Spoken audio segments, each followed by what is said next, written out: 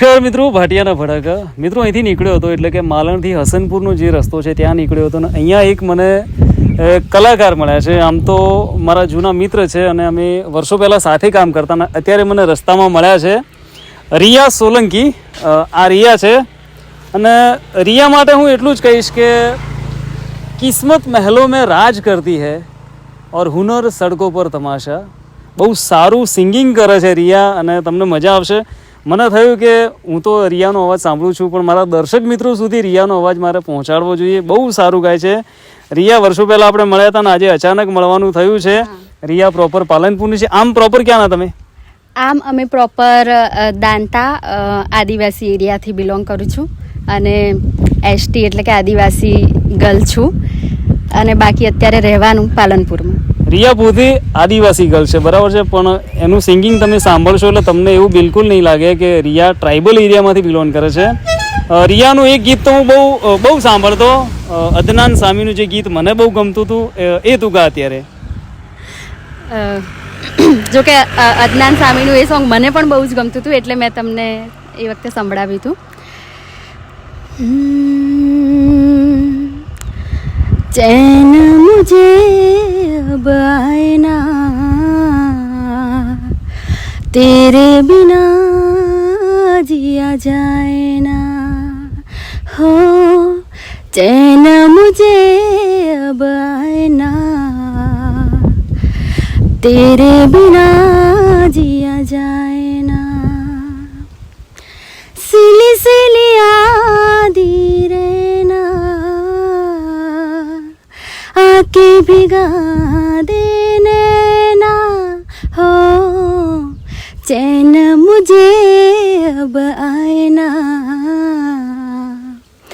तेरे बिना जिया जाए ना. અદ્ભુત.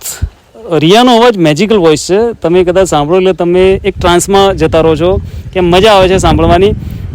રેડ એફએમ દ્વારા જે શોર્ટ ફિલ્મ હતી એ શોર્ટ ફિલ્મના બિગિનિંગ માટે એક વોઇસ મારે જોતો હતો જે આદિવાસી એરિયાની શોર્ટ ફિલ્મ હતી. તો રિયાને મેં કહ્યું હતું કે એક આદિવાસી કોઈ એવો ટોન મને તું આપતો. રિયાએ તાત્કાલિક વોટ્સએપમાં મને એ ઓડિયો મોકલ્યો હતો અને જોરદાર હતો. કયો ઓડિયો હતો સંભળાવજે. દૂરો મગરો એવું કશું હતું ને.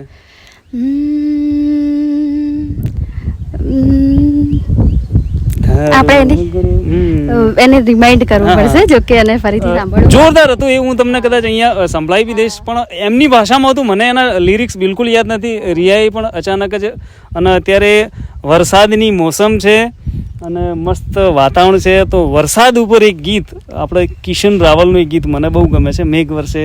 હા હા ચોક્કસ. વરસાદમાં જો કે એ સોંગ ગાવાની પણ બહુ મજા આવે.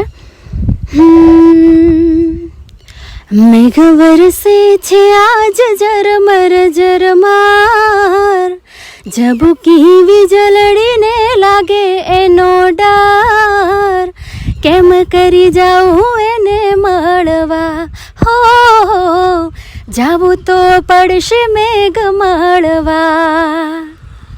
તમને અવાજ સાંભળીને એવું લાગે કે વેલ પોલિશ્ડ અવાજ છે, રિયાઝવાળો અવાજ છે અને રિયા પ્રેક્ટિસ પણ કરે છે. પણ મેં કહ્યું ને કે કિસ્મત મહેલો મેં રાજ કરતી ઓર હુનર સડકો પર તમાશા. તો રિયાને મને ભવિષ્યમાં એ સારી સિંગર દેખાય છે અને સારા પ્લેટફોર્મ ઉપર જશે. પણ અત્યારે તો પાલનપુરમાં ફરી રહી છે બ્રેક માટે. ચાન્સ પ્લેટફોર્મ શોધી રહી છે. તો મારો વિડીયો જે લોકો સુધી પહોંચે, કોઈ સારા પ્રોડ્યુસર છે, કોઈ યુટ્યુબ ચેનલવાળા છે કે એમને કદાચ રિયાનો અવાજ ગમે તો ચોક્કસથી તમે કોન્ટેક્ટ કરજો.